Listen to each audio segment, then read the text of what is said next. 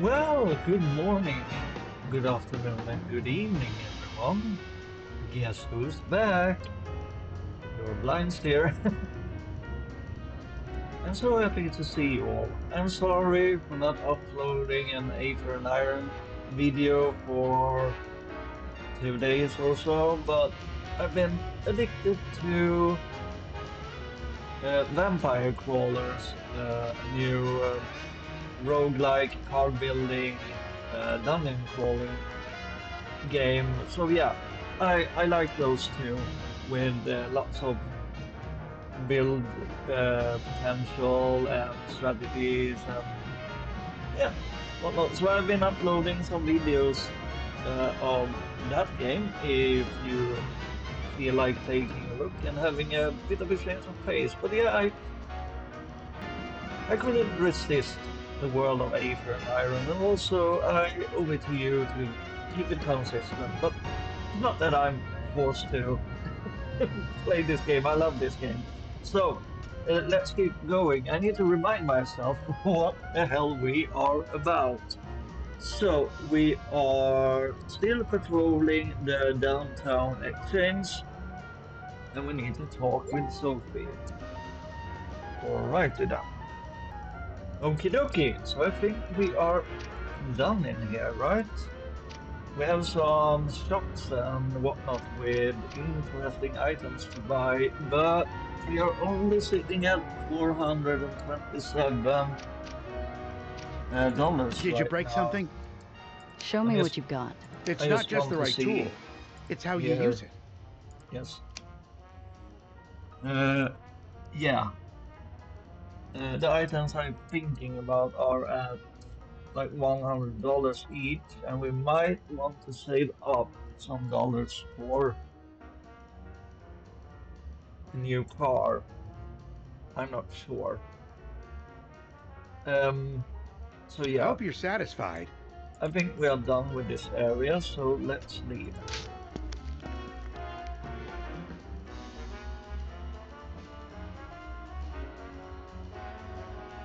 So, where are we going, game? Ah, of course I missed this because, after all, I am blind stare. After all. Okay, let's go. She leads me through a gaping, darkened opening going down. Each step turns golden light into sickly yellow. Narrowing corridors close around us, and steel plating becomes brittle under our feet. My foot goes through a step. I scream. Visions of falling tens of feet below play through my head until Sophie catches me. Here's to you all. Cheers, by the way.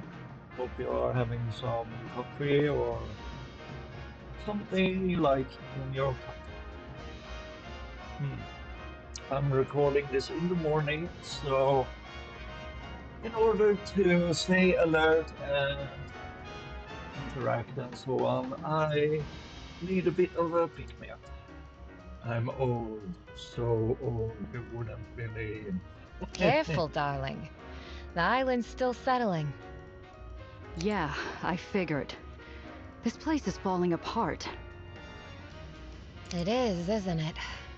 Anyway, watch your step. There might be more. Oh, and if you hear anything from above, move. Uh-huh. Finally, we hit rock bottom.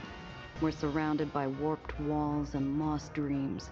The neighborhood's a crushed ceramic, swept out of sight and tiptoed around by the few who remain. Madonna, what happened here? I haven't been in Dreamland in a while, but I don't remember there being this many street kids, or this much decay. Well, Giovanna, when most of the neighborhood moves out, that leaves vacancies. It's reasonably safe if you have nowhere else. Just mind the cracks. Ask what happened to the neighborhood. What happened? She looks at me with as much sympathy as you'd give a child learning Santa doesn't exist before she directs my gaze upward. Do you see the island to the left? Above the old grocers. Imagine putting it flush against another island. Good. Now what if you slam them together? So Santa exists in this world, so or in this parallel world. At least there are some light spots for children and people of all. She gives me time to piece it together. It's not a pretty puzzle. Ask Sophie about her errand. Yeah, Sophie, you need to open up a bit and tell us what we are doing here. You have been coy about it so far. You said you were checking in with the street kids. Meeting with anyone in particular? Not yet. For now, we observe. Don't want to scare the little dears.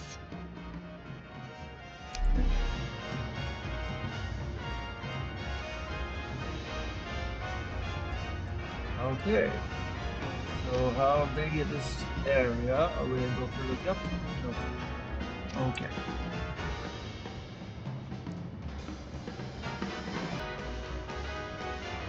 Expansion damage. Inspect. I look down the hole and feel the world spin. It's an endless shaft of islands jutting in and out, ever downward with barely a hint of sky.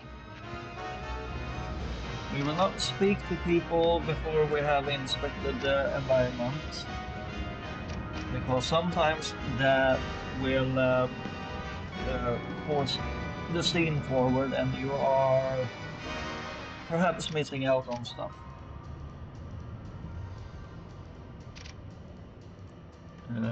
Let's inspect the expansion damage up here. Something carved through the upper floors with the grace of a butcher, leaving everything from the neck down barely in one piece.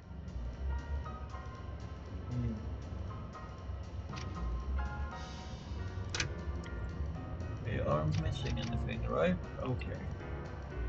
And we are supposed to... Yep. So let's start over here. Passersby interact. Miss Salter! Miss Salter! Are you recruiting for the school? Please, would you consider my niece? She isn't well, but she's smart and diligent. I can... I'm sorry, Mr. Brown, but you know I can't. Marm's very particular about who she lets in. Miss, are you with the Does? Could you put in a word for my niece? Please? She's only 9. Ask Sophie about school. Yeah, what is this about? Is it, what's her name? Marm's, like,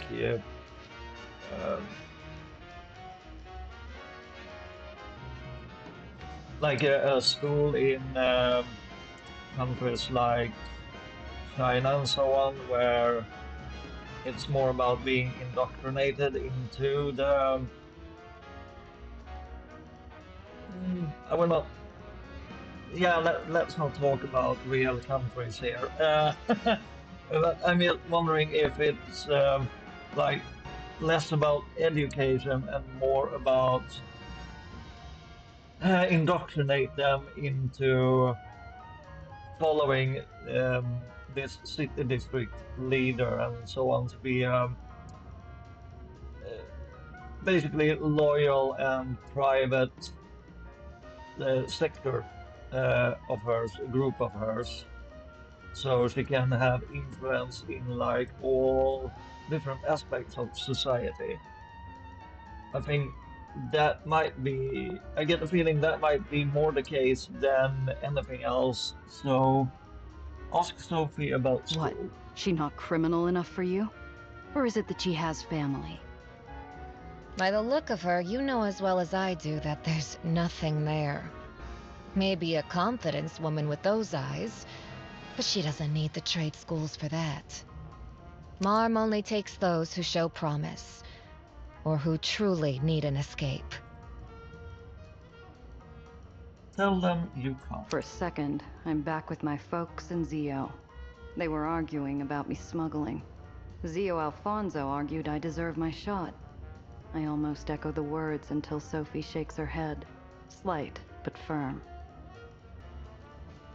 Yeah, I do apologize. I shouldn't be speaking out of my ass about real world things that I'm not that knowledgeable about.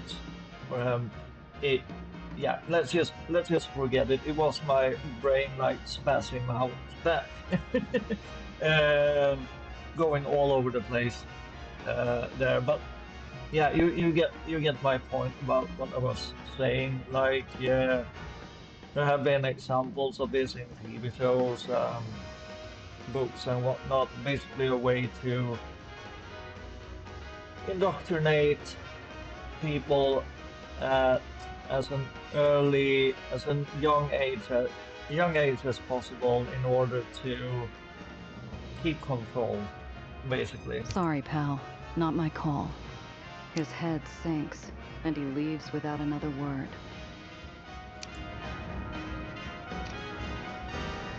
So we didn't get an option to do anything else there, I think, right? Oh well, let's continue. Um, Sleeping Orphan, Hey, let's speak to lady. them. Want to see a magic trick? I can make a coin disappear before your eyes. Sure, have $1. All right. Here. Show me. Thank you. You see your coin here? I'm going to say the magic words. Abracadabra, abracadabra. On the count of 3, this coin will disappear. 3, 2, 1. He fulfills his promise with a bolt down the street, taking my coin with him. I bloody knew this would happen, but I wanted to see it. Also, it's a bit of charity. Um, yeah, you gave me a laugh, kid. Have $1. That's fine. And we didn't increase or decrease our standing with Sophie, so yeah, that's fine. Um,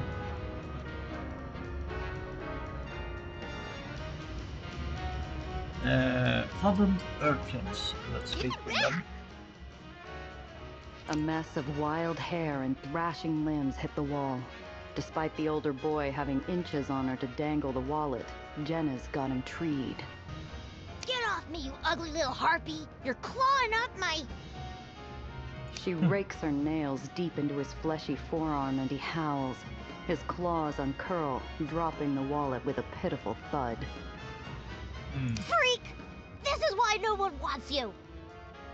While he scampers off to lick his wounds, there's no triumph or joy. Angry tears trickle around the corners of Jenna's eyes as she retrieves her battered, flattened prize. All of that fuss over pennies. I wouldn't be surprised if she's made an enemy for life. Say it wasn't worth it. Defend Jenna fighting back. Yeah. You shouldn't just be giving up. You need to stand up for yourself. Rather she end up a target for life instead? Sophie looks from Jenna to me with a slow, warm smile. Honestly, she should have hit harder. The only way to make sure a pest stays down is by smashing them.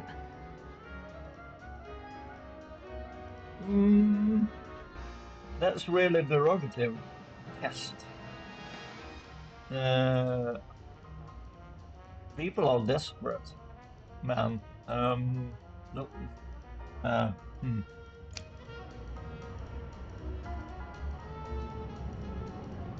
Let's see here. What else do we have? These are the last children we are able to see. I'm just really checking for interactions. Do we have another interaction Red light here? paints every crevasse. Why does it look so familiar? I look down the hole and feel the world spin. It's an endless shaft of islands jutting in and out, ever downward with barely a hint of sky. Red light paints every crevasse. Okay, so that's done. Yeah, this seems very precarious. You're sitting with your... If you tip this stool only the slightest, you will basically kill yourself. Shadows flicker behind cracked windows, barely audible scratches and murmurs, a shriek of laughter. The world might be bleak, but folks thrive in spite of it.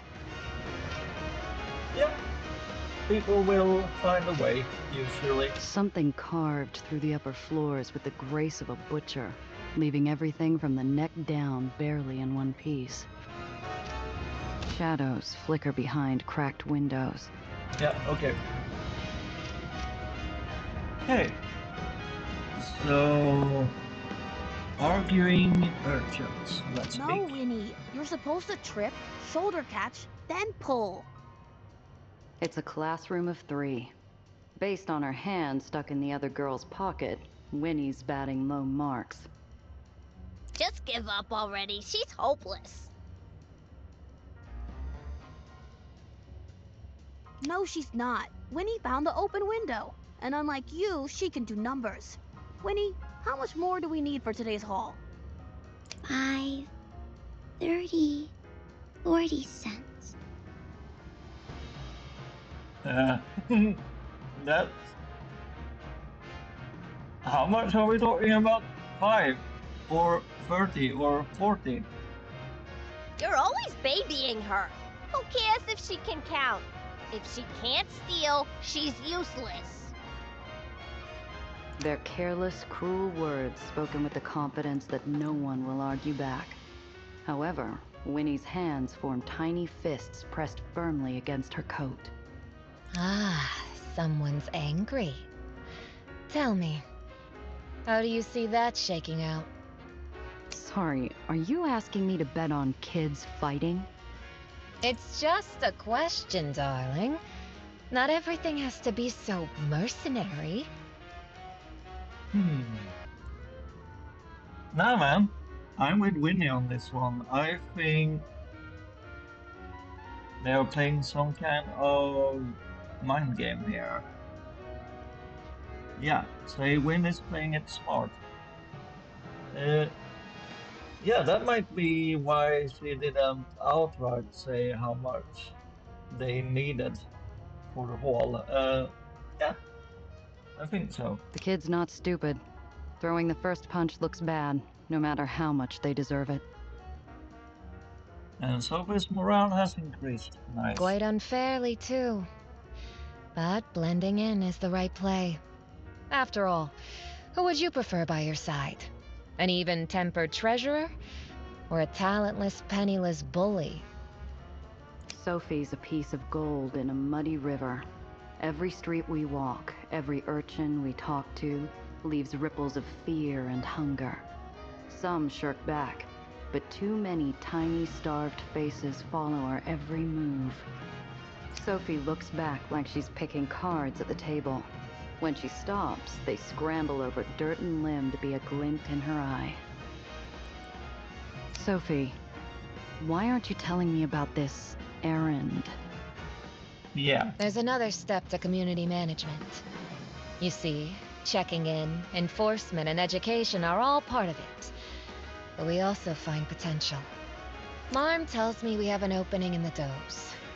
And I owe her a recruit before the end of the day. From what I've seen, I believe Jenna or Winnie will do.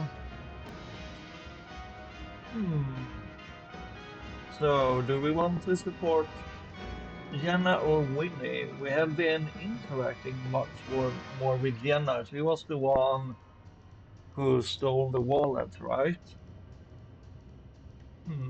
So that's it then? This whole guided tour was a front for snatching kids? Don't be such a sanctimonious sap. You chose to tag along. You must have heard the stories. Or did you seriously believe everything we do involves a smile and a gun? Nope. If I'm a sap, what does that make you? You might be with the underground, but you and Marm are cut from the same cloth. no, Gia, don't don't take what she's saying too personally like that. She has a good heart. She's been showing that quite frequently. The temperature drops faster than a fall through the waters of Old Coney Island. Gia, do you know what it's like to never feel full? To know you could cut every purse, sell every paper, shine every shoe, and still be poor in every way that matters? Mm, yeah, look where we are coming from. You want to feel righteous? Then you can decide. Who deserves a warm bed and a meal? Refuse. That's a near impossibility. So, hmm, do we want to pick Jenna or Winnie? I just feel like Winnie is more than capable of taking care of herself. She's been showing that. Uh, Winnie feels like she could use a bit of protection. So yeah, that's my thought process. Obviously, both of them would really benefit uh, from, well, not being in a quote-unquote criminal gang. Uh, no child should be in that situation, but uh, still, um, Winnie is like stealing wallets and fending off um, people for herself, while Winnie, well, sorry, I'm confusing this. I'm talking about Jenna. Uh, yeah, so that Jenna, she seems able to take care of herself, whereas Winnie is seems to be more like a thoughtful and strategic person, um, and it's therefore easier to.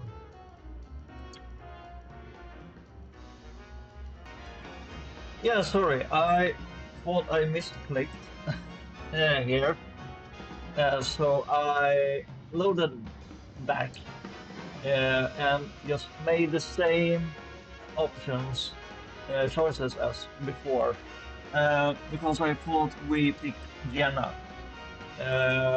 So because yeah, I think Winnie needs the protection more, and yeah, what I just said. So we are picking,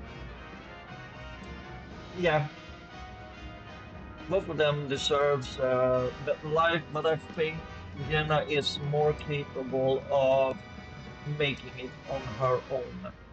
So here we go. We shouldn't have to make this choice at all, but oh well. I take in the faces around me, each echoing a desperate yearning. They really want to be like her, but I know who it has to be. The one with hollow eyes that fill with every flutter of Sophie's cape. There are plenty of sharks on the street. If anyone needs the does in their corner, it's Winnie. They will. Believe what you will about the does, but she will learn to stand on her own. She approaches the girl. Winnie's caught mid-float, torn between flight and grounded confusion, until Sophie leans down with a smile and a casino chip. Hello, Winnie. Would you like somewhere to stay tonight? There's a steeple in the old brewery district. Show this to the front, and they'll get you settled with a nice hot meal and a bed after they show you around. And if you stay, we can discuss schooling. Winnie's pale face is a wordless cry of fear. Fear that this isn't real. Fear of what happens if she takes that chip. But her hand still hovers over the token, unsure of... This isn't an order. It's simply an offer. Although I hope Sure. you say yes. The choice is yours. Unsure of what to do. Sorry, it cut off there. The silence fills with something new. Winnie's frail fingers grab the chip like a freshly born soul reaching for the light. Thank you. Winnie's off, carried by hope and a ticket to a new life. Sophie's feet weigh like concrete heels, dragging her towards the open bar top.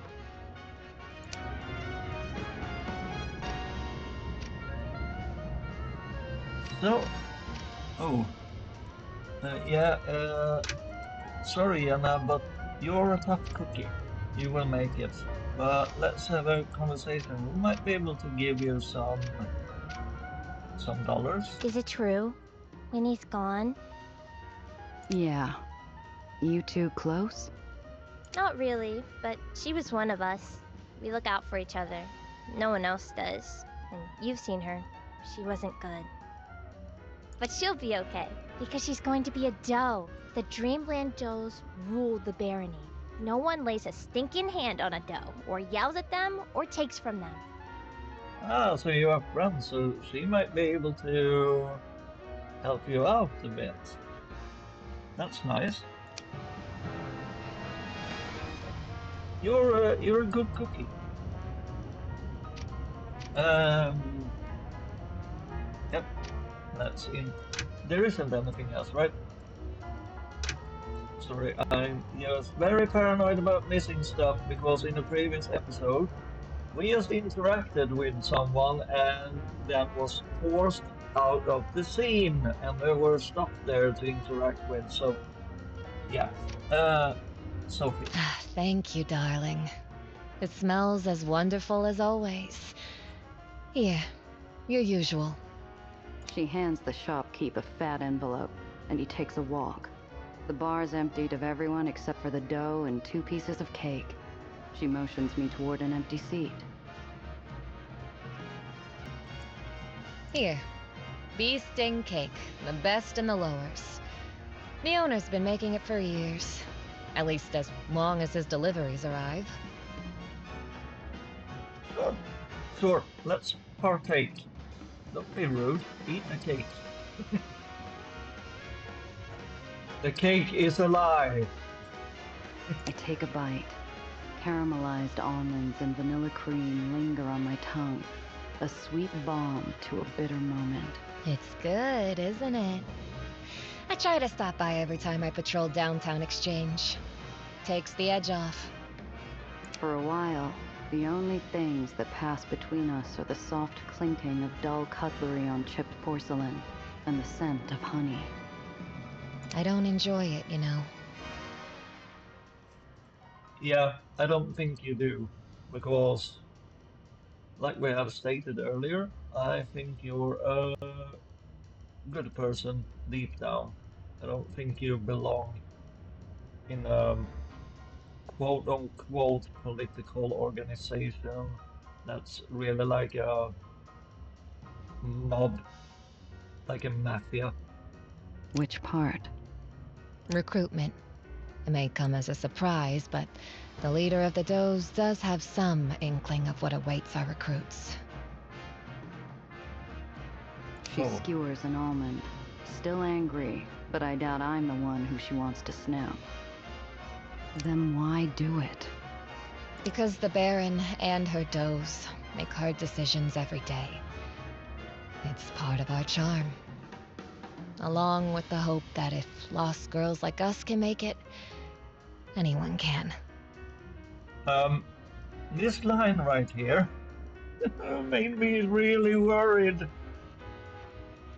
That made me really worried for Winnie.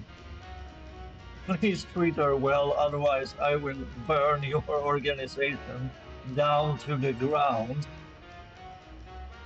and leave you smoking on the road. After all, a Doe might face a bullet, become a cutthroat, or perform unwanted tasks. But that's business. A little discomfort for an extra 10, 30, 60 years of life.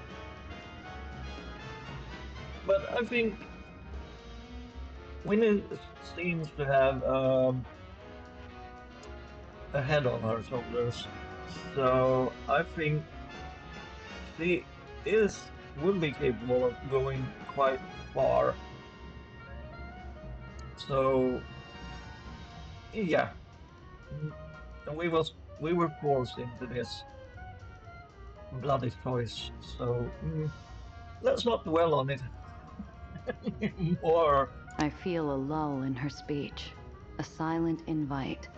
Is she looking for validation or an alternative?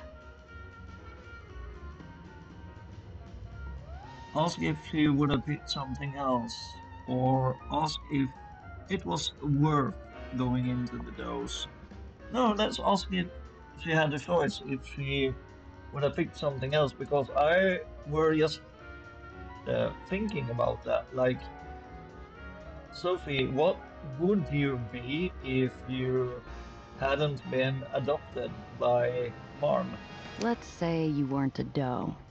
Where would you go? I'm not entirely sure. I've been a pickpocket since before I could walk. Humor me. Right now, if you could be anywhere else, where would it be? She nudges an almond speck through a streak of cream. You know, I've never seen a real beach. Coney Islands is so artificial.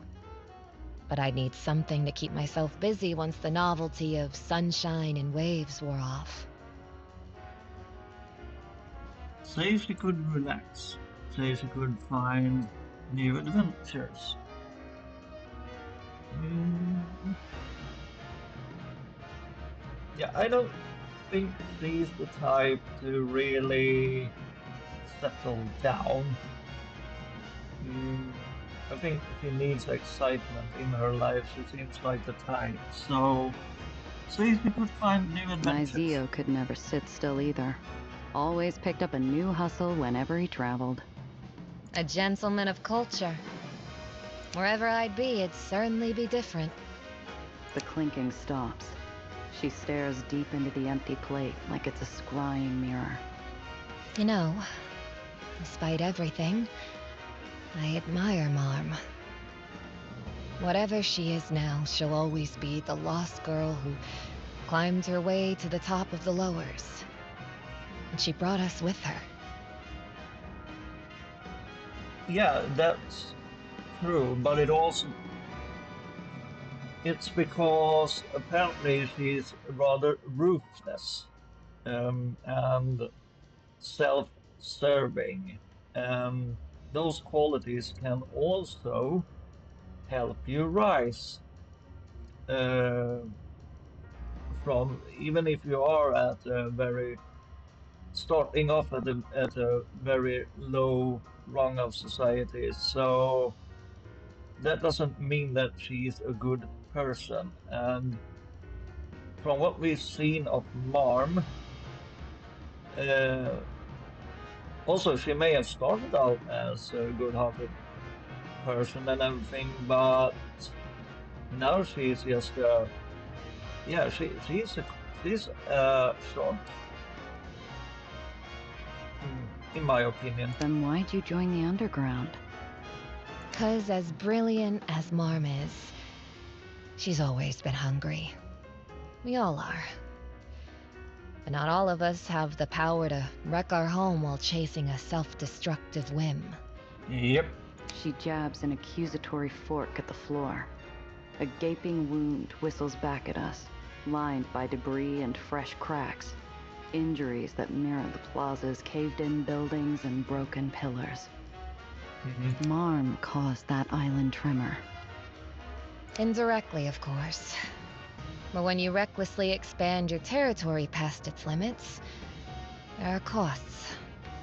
And the costs are growing by the day. Ask about the damage to Dreamland. Ask what Marm gets out of this.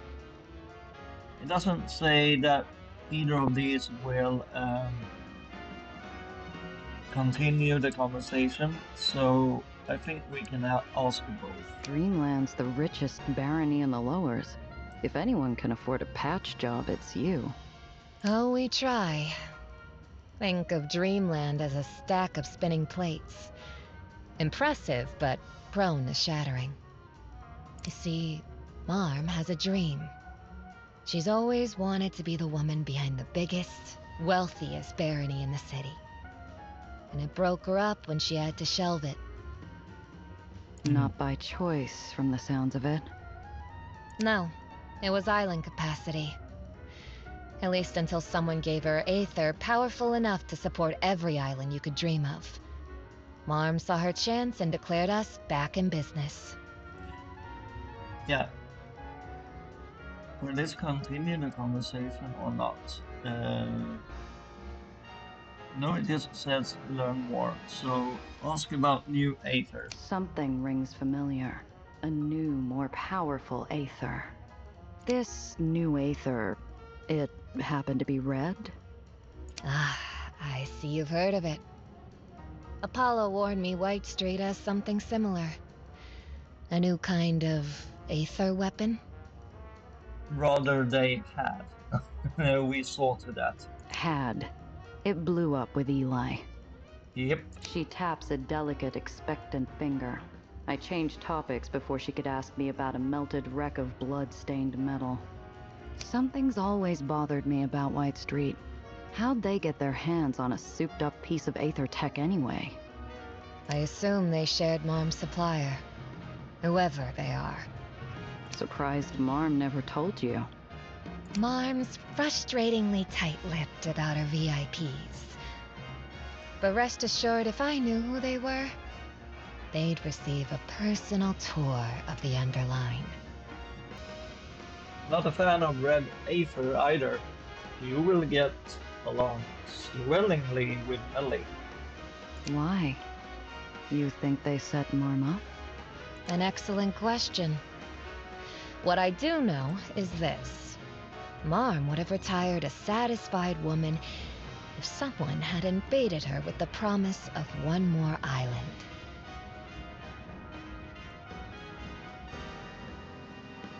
Ask Sophie what happened after the heist. But this will advance the conversation, so we will ask what Marm gets out of this. I've heard a lot of things about Marm, but stupid's never been one of them. What'd she get out of breaking her barony? The chance to win one last gamble. How grand can she make Dreamland while she's still able? Swell. So if she's playing for bragging rights, what'd she get if she loses? Honestly, I doubt she thinks she can. But Marm is Marm, and she's never been one to call the game early.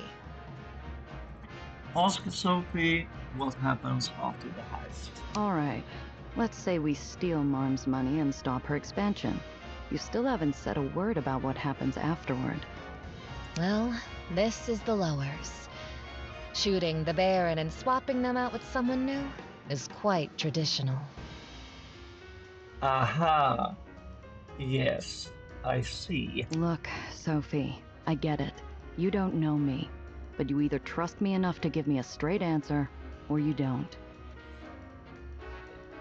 What are you not getting, Gia? My words put a wrinkle in her practiced spiel. For a moment, she looks just as unsure as I am. And I'll give you this. No. If we succeed, I won't become Baron. My sisters would never stand for it, let alone the Underground or you. However, I have no intention of letting Dreamland become another White Street. Good. So you have some sort of sense. That's very reassuring to see. Okay. Thanks for the honesty. Excellent. Now then, shall we go somewhere private to finish our earlier conversation? And I imagine our mutual friends will want to report. Fine. I've got to stop back home anyway. What Sophie said hangs over my thoughts like a storm cloud. There's something more to this red Aether, and Nellie's been mum on the details ever since Eli's parade. I think it's time I got some answers.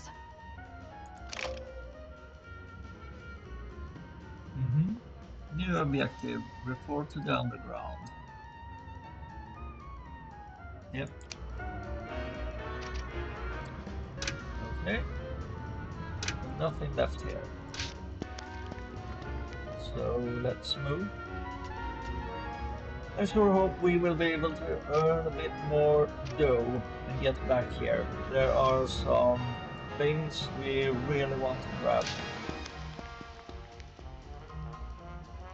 And in case that ain't so, I am just gonna make a save because we still have a few dollars to us in order to buy some new equipment, and I don't want to miss out on those. So if that's the case, I will be able to load back here, buy an outfit things, then get back to where we are, basically, and just pick up from there and explain everything. So yeah, okay, so we need to get back to Apollo and Sam. And where is the ferry again? Ah, yes, over here. As I round the corner, a murky haze hangs in the air. Up ahead, there's a disabled vehicle hovering above the tarmac. A befuddled man in a soot-stained suit looks up from his perch over the open hood and flags me down. Please, you've got to help me get off the road.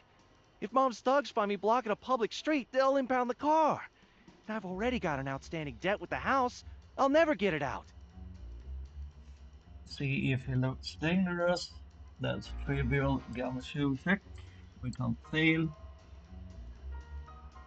Push his car off the road and now try to fix the car. It's hard. It's a grease monkey check. Back up and go around. No, let's read the situation. See if he looks dangerous.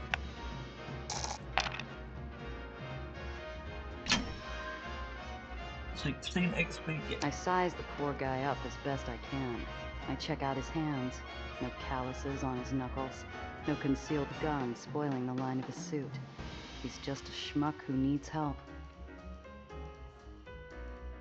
Yeah, this is a hard check. We are probably gonna fail this, but we will try anyway. Let's try to fix the car. Nope. I roll up my sleeves as I strut toward his open hood. Walking over here, I was confident, but the engine compartment is so full of crap I can't see much of anything.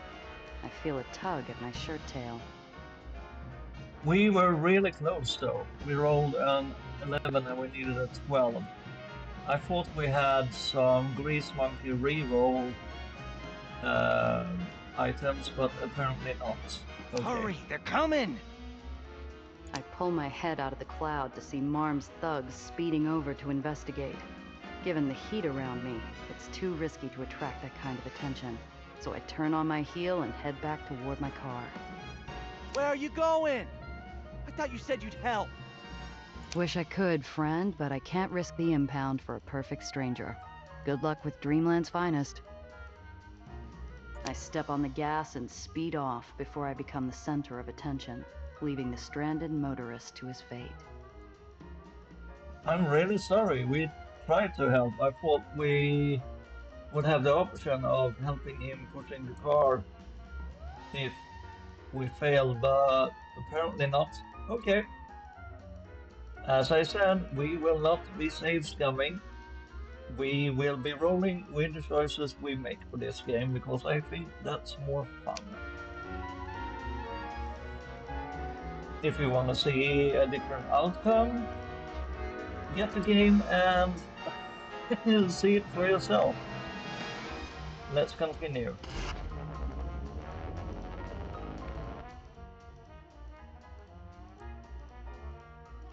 And this might lead us into a